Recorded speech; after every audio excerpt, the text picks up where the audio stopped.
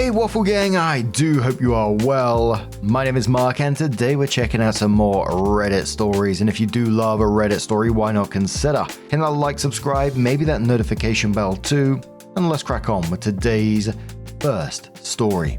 Much love guys. Now today's first story comes from the Best of Redditor Updates subreddit. The original OP is BookClouds89, but it was compiled by Choice Evidence 1983. The overall title of this is Am I the Arsehole for not inviting my in-laws to my son's 5th birthday after a big family fallout? But there was some context before it, so it started with a post that was titled, Am I the Arsehole for being frustrated that my sister-in-law's financial situation is stopping us from buying a home? This started in August 16th, 2025. My husband, doctor, and I, part-time healthcare, live in a 2-bed flat owned by his dad. We've been paying the mortgage as rent. When times were tight, maternity leave, husband's pay cut, my father-in-law covered us. The mortgage is now paid off, so we gratefully live here rent-free, but it's not sustainable. We have 3 kids, 10 female, 4 male, and 2 male, who share a bedroom. We never bought our own place because in 2017, my husband was emotionally pressured into going on his sister's dentist's mortgage to buy a 5-bed house. This was before he met me. He doesn't pay towards it and has no equity. His income was used to boost her borrowing. At the time, it was presented as the family home, where his parents would retire. His father provided the deposit. My husband was promised that he would not be disadvantaged and get help to buy a house later. In 2018, they did a big renovation. Last year, she became pregnant with twins, 5 kids. They started another big renovation, going from 2 reception, 5-bed and 3-bath to 4 reception rooms, 6 to 7 beds and 5 baths and an extra kitchenette. Everything has been extended, remodeled and refitted again in 7 years. About £200,000 from father-in-law has gone into this. The current plan, devised with a mortgage advisor, is we sell our flats. Father-in-laws get a deposit for a house and move into a rental. They use $100,000 from the sale to remortgage to get my husband off. But there's a catch. She has credit card and shopping debts to pay. She needs to get rid of her car finance, 2 brand new EVs. She has to increase her salary and complete tax returns.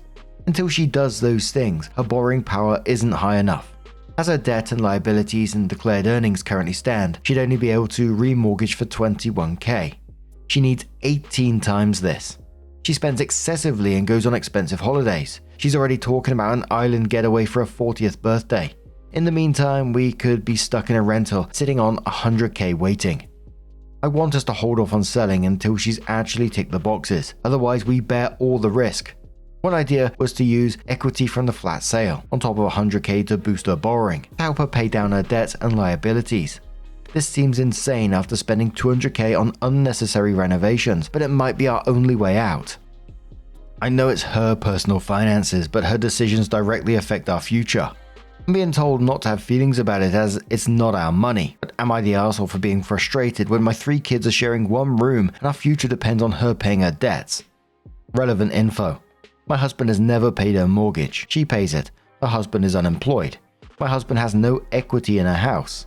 We have small savings of our own, $20,000, but we need a big deposit to stay in this area. We pay our own bills, childcare and living costs. We drive 11-year-old cars and holiday once a year. Our debts are low and we try to save. All the $200,000 plus has been spent on sister-in-law's house. Father-in-law works abroad.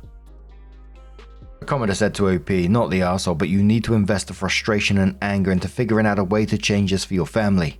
OP says I work part-time since having kids. Even if I went full-time, with UK house prices as they are, I'd struggle to buy a house to accommodate all of us on just my salary.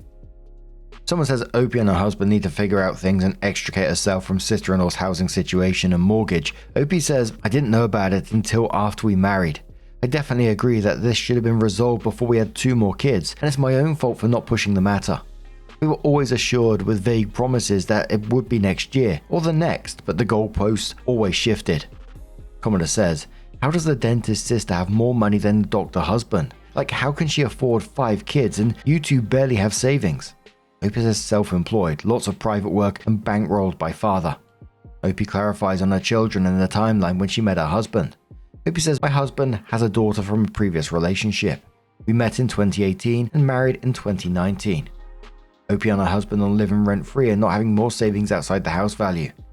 Opie says he took a pay cut twice to do 2 fellowships, 2.5 years total. Our childcare bill has been insane, especially when both boys were in private daycare together. I earn a lot less than him, but going part-time after having kids hasn't helped. Doctors in the UK earn decent money, but also get taxed quite heavily. They're also always going on strike to get pay restoration. Their pay is lower than it was in 2008. I do agree we can save more. We live modestly and within our means, and our kids all have savings accounts. I've been doing a managing your finances course, and I'm trying to get him to do a household budget with clearer goals so we can figure out where we can improve.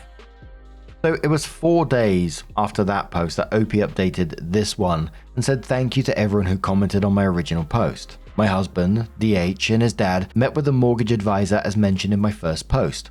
It was clear how dire the prospects were for sister-in-law to afford the mortgage on her own.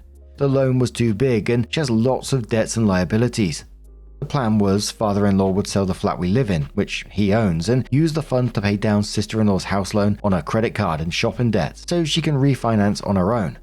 My husband would also help with a large down payment for a house. Father-in-law always assured DH he would not be disadvantaged by the other mortgage and would get significant help to buy. DH went to visit them yesterday and found them ripping out the floor of the kitchen, the new one costing thousands of pounds. The kitchen was extended, remodeled and fitted in 2019 and cost upwards of 20k. He wasn't happy. I guess it became immediately clear to him that they're not capable or interested in making good financial decisions. Everyone also forgot that mother-in-law and father-in-law maybe co-owns the flat we live in. My husband doesn't want to take any money from the sale of the flat for a deposit, and it will disadvantage his mother who is retired. So the flat has been listed to sell. The proceeds will go to mother-in-law and father-in-law only. Father-in-law will use his share, 100 to 150k, to bail out my sister-in-law. My husband's name can finally come off the mortgage of a 1.1 million house. She still needs to lose the new cars. It was a little upsetting for my husband yesterday, but he's at peace with it. After all, it was never his money, and his dad can do what he wants with it. He won't get a deposit, and that's okay. We are worse off than if we had never been involved. House prices have gone up, and we need a bigger deposit now, and he has wasted years waiting around on promises of help. The help never came. He was used as collateral so they could keep a house and cling to a lifestyle they can't afford. But it does also feel like a weight has been lifted and he's going to be free, not strung along for years in a toxic cycle of obligation and disappointment. We're currently looking for a long-term rental nearby, somewhere with 3 bedrooms and a garden for our kids. We're also planning on meeting a financial advisor to come up with an achievable plan to save hard for our own house and for our children's future on our own. If buying a house isn't meant to happen for us, then so be it. We're walking away with peace of mind, a clean slate, and the ability to make decisions for ourselves without interference or reliance on others. The commenter said to OP, your sister is going to end up in bankruptcy, and you're going to have to sue her as a creditor in order to get your money. Commenter says, I think OP's husband is also going to have to declare bankruptcy. He's on the mortgage. If she defaults and declares bankruptcy, the bank will come for money from him. OP says they are, father-in-law and mother-in-law, selling all their assets to keep her afloat. They own 2 properties abroad, which they're also considering selling.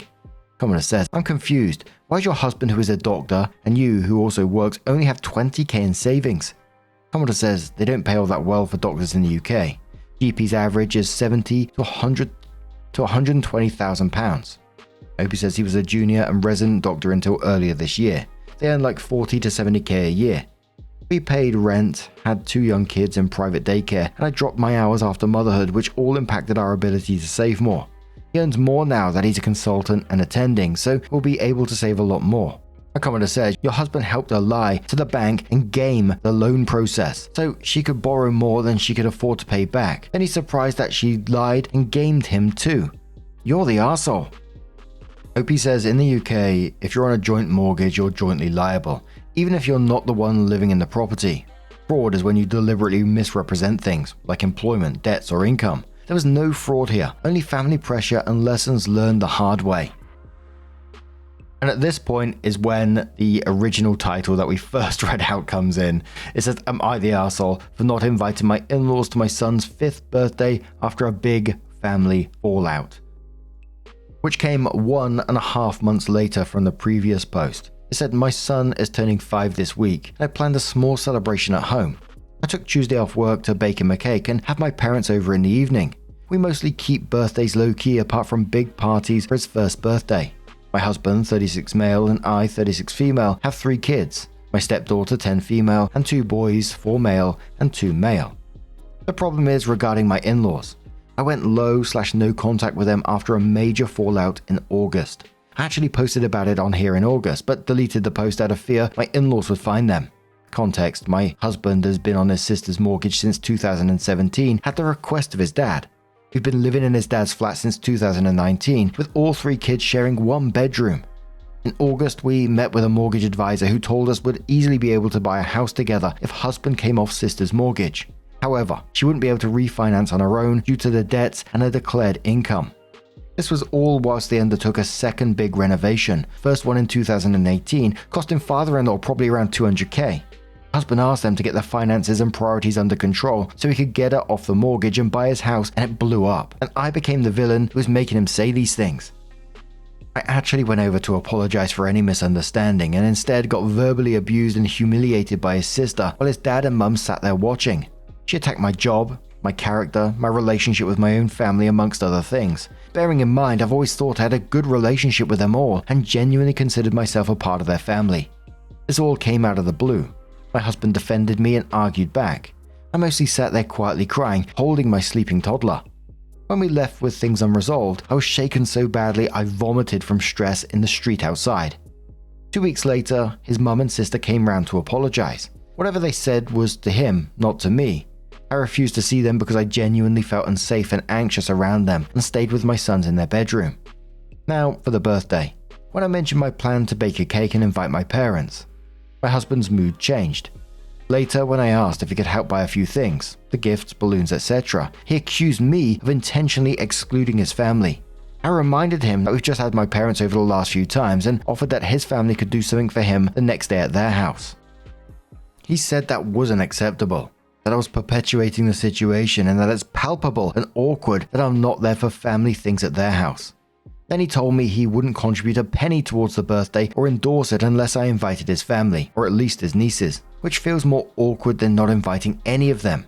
He even said it's better if he doesn't have a birthday at all. He's 5, he won't even remember. We went back and forth on it and I ended up crying. He was irate and went for a walk. I felt shaky and nauseous since. He later kissed me on the head and said, "I support you 100%, but we need a solution because it can't go on like this." He's framing me as the issue when all I'm doing is protecting my peace and avoiding people who bullied me. He thinks I need to move on somehow. So am I the arsehole here for not inviting my in-laws and choosing to celebrate my son's 5th birthday with only my parents? The commenter says, sadly, you have a bigger issue than your in-laws, and that's your husband. You need to ask him to contribute to his own son's birthday. Red flag number 1. He became irate and said he would rather not have a birthday for his son. Red flag number 2. He came back and kissed you on the forehead like a child and placed the blame on you. Red flag number 3. When his family came over to apologize, he didn't make them apologize to you right then and there. Atomic bomb. Red flag number 4.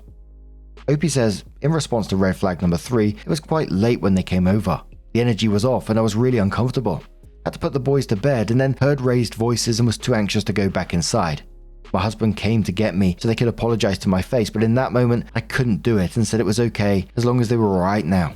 Apology or not, I'm still supremely uncomfortable at the thought of being around them.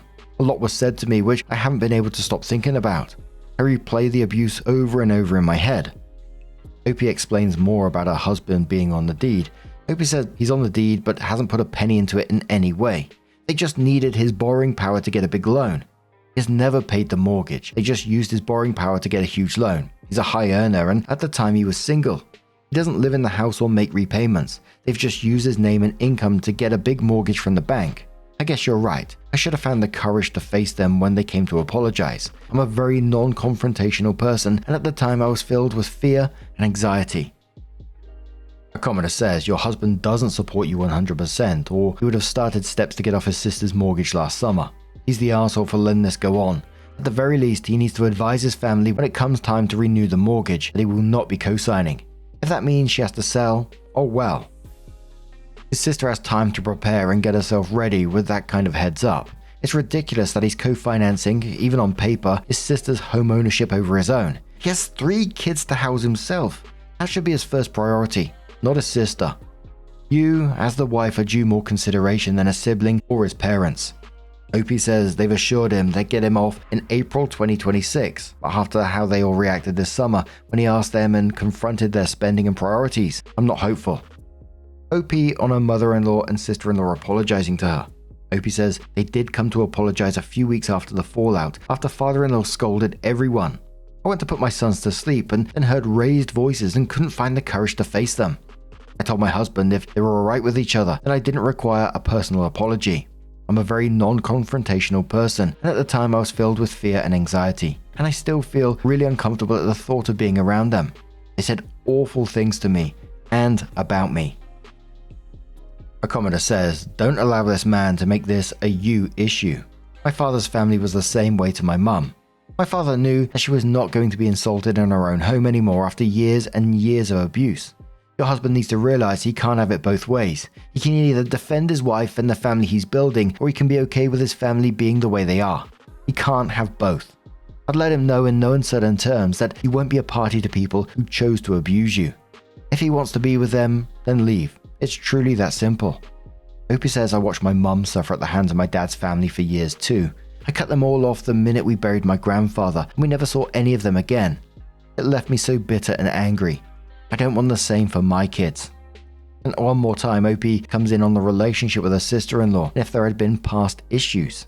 Opie said it wasn't one single incident though. The fallout in August was unexpected.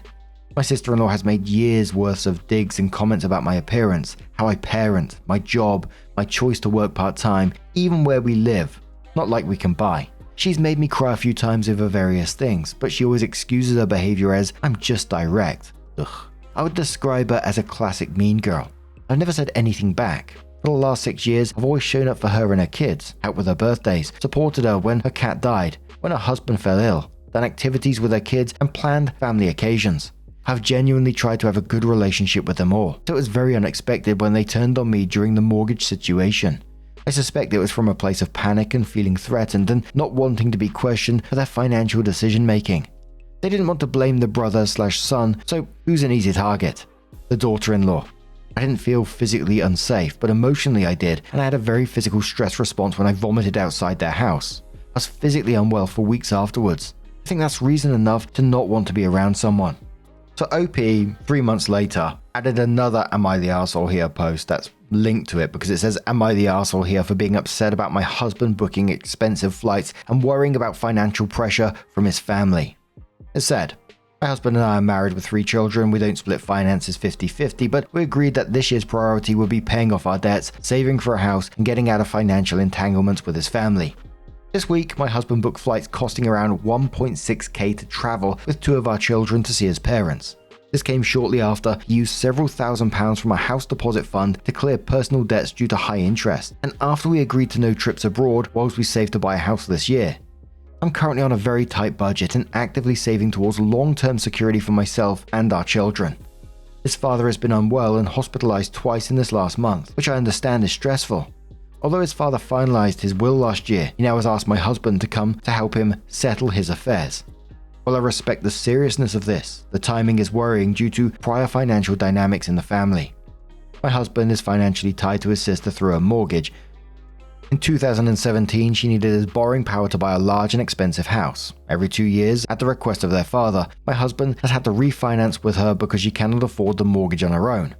Her own husband does not work. Her current mortgage deal ends on 31st of March, after which we'll move on to a standard variable rate that is hundreds more per month and likely unaffordable. 2 plans are currently being discussed with the family. Taking on additional debt from abroad to clear her personal debts, including shopping, car and credit cards, or selling an investment property owned by father-in-law to inject capital into a home to make the mortgage affordable. Last August, my husband formally asked to be released from his sister's mortgage so that we could buy a home together. This request blew up. I was blamed and bullied by his sister and mother, and the issue was framed as me being unreasonable and disrespectful. I haven't spoken to or seen them in 6 months as a result. Since then, my husband has remained on her mortgage while she's undertaken a 200k plus renovation to a 1 million property, funded by their father, and bought another new car and had twin babies. Meanwhile, our 3 children are sharing 1 bedroom while we wait on promises of a future deposit and his eventual release from a mortgage. Because of this history, I'm very worried that while my husband is abroad during a time of illness, emotional vulnerability, and an impending mortgage crisis, that will be pressured to recommit financially or prolong his involvement to support his sister. The house is framed by the family as Mum and Dad's house and justified by claims that she will look after them, yet her parents spend 95% of their time living abroad, and she has not travelled either time her father has been hospitalised. When I tried to raise these concerns, I was accused of being ungrateful and of criticising my husband's ability to provide, something I have never done. My concern is not about day-to-day provision, but about being able to buy a home together and him finally getting off her mortgage. We ended up arguing and I was accused of gaslighting and told that if I wasn't happy, I should leave. I feel my concerns are being dismissed as emotional, while he says he needs to get his priorities right, meaning be there for his father. So, am I the arsehole for feeling anxious and upset about these decisions and wanting firm boundaries about him not refinancing his sister's house? A commenter said to OP on this one, although I totally get your frustrations, it sounds like he is very close with his family, and I couldn't imagine being asked to not visit my dying parent, which could be the last time he sees him. Also, you might not get along with the parents for obvious reasons, but should that really stop your children from being able to say goodbye to their grandfather? I know I'm leaving out a lot of the information about his family's finances, and I'm playing devil's advocate, but stripping away all the money. Could you imagine not being able to say goodbye to your parents before they die? As for the finances, you both are definitely not on the same page, and it seems like he will always put his family first. Either that or his parents have manipulated their children. He said that he cannot afford a house with you because of his family obligations. How far back has this put you on your timeline for buying a house together? OP replied saying his dad has long-term health conditions and is undergoing treatment. He's home and well now, just been a bit up and down in recent months. I completely understand what you're saying, and to be clear, my issue isn't with him visiting his dad or the children seeing their grandfather. Of course, I would never want to stand in the way of that, especially when someone is ill. What worries me is the timing and the history around it. His sister's mortgage deal ends very soon, and in the past, such family visits have coincided with pressure on him to stay financially tied to a situation. This has already been going on for nearly 7 years. During that time, we've had 2 more children, postponed buying a home and making long-term plans for our own children because the understanding was always that she would eventually refinance in her own name. That hasn't happened. Instead, there have been 2 very large renovation projects on our house. Large spending debts have been accumulated while we're still waiting for my husband to be released from the mortgage. There's also a difficult dynamic in the family where my husband is treated as the one who has to be responsible and step in, while his sister's choices and bullying and entitled behavior are protected and enabled. The sister's house is often justified as being for the parents' future care. Yet, when his father was hospitalized recently, she didn't travel to see him either time, and there has been no conversation about them relocating back to our city and living with their daughter.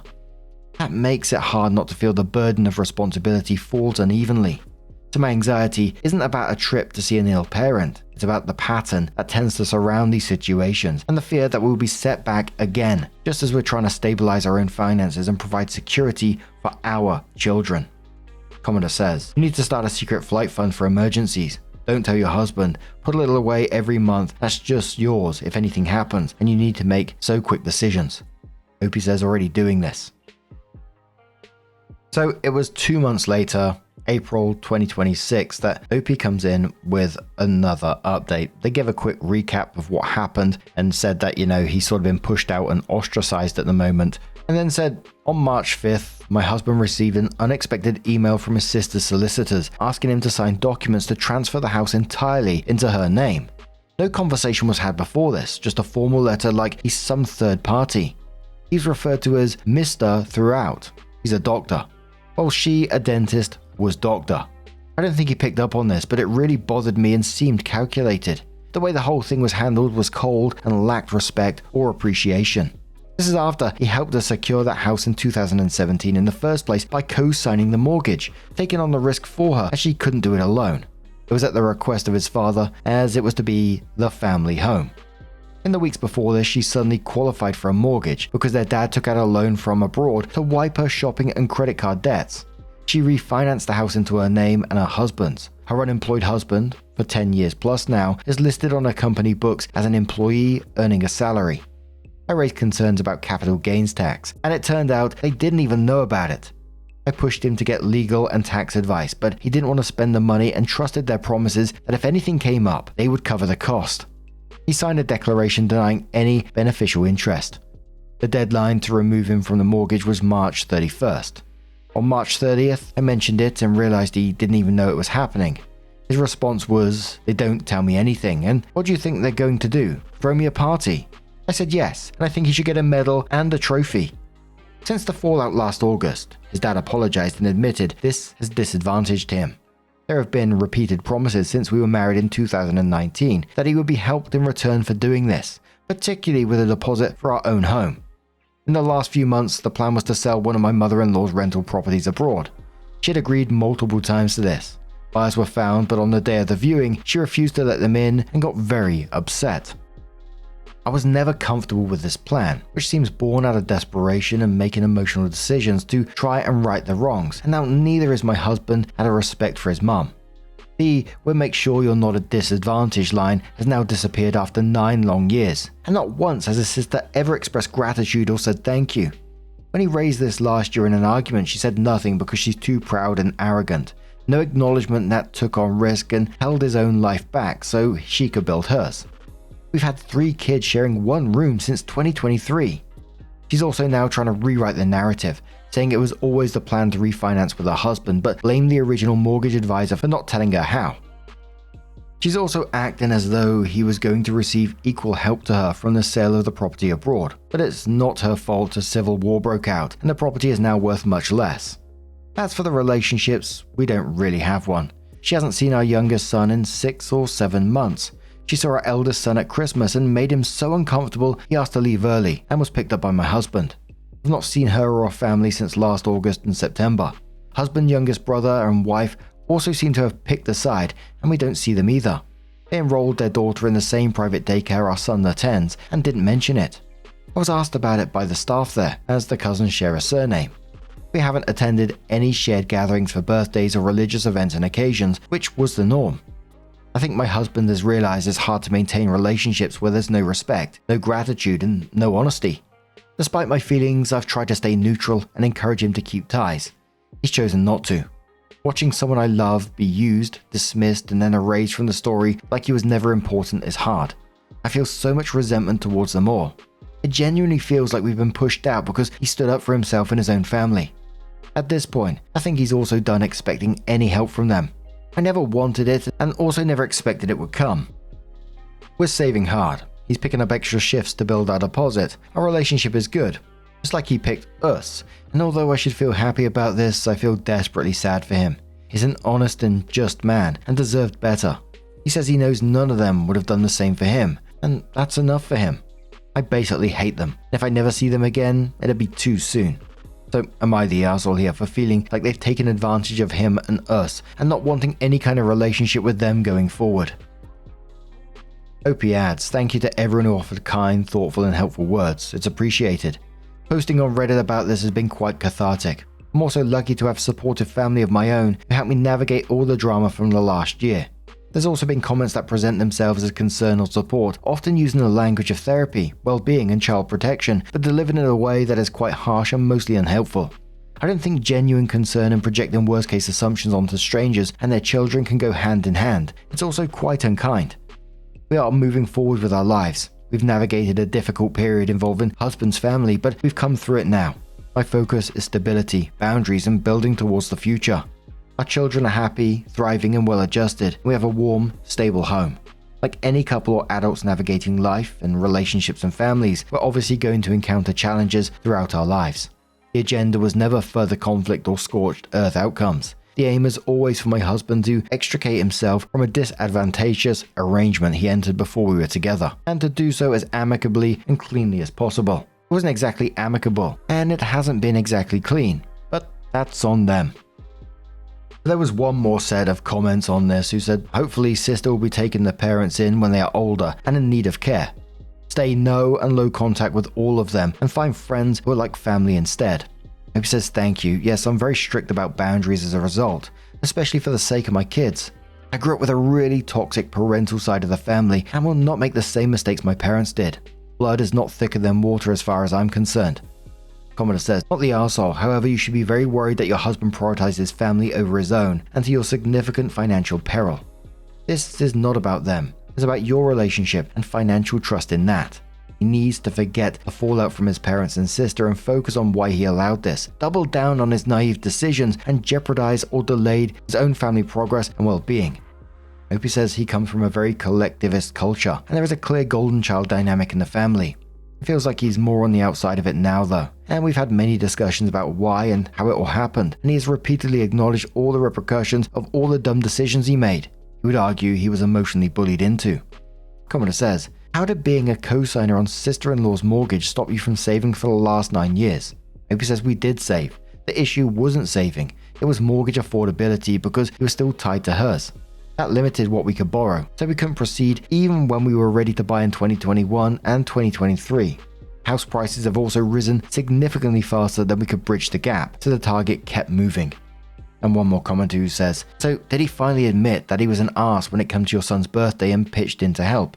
It's absolute shit he wanted to call off the birthday because your son won't remember it, just because you didn't want his abusive family present. I understand he probably said it out of anger, but any parent that tries to leverage their own child to get their way immediately loses my respect. Opie says yes. We had an argument after the party was relocated to my mum's, which he missed, but he was present for his actual birthday and the cake cutting at home a few days prior. We spoke about it afterwards and worked it out. I don't think it was about him trying to leverage our son. It came out of a very overwhelmed reaction in the middle of a lot of pressure from his family being around at the time. That doesn't excuse it, of course. I don't think it will happen again, and going forward, I keep my kids' birthdays at my mum's to avoid this situation altogether.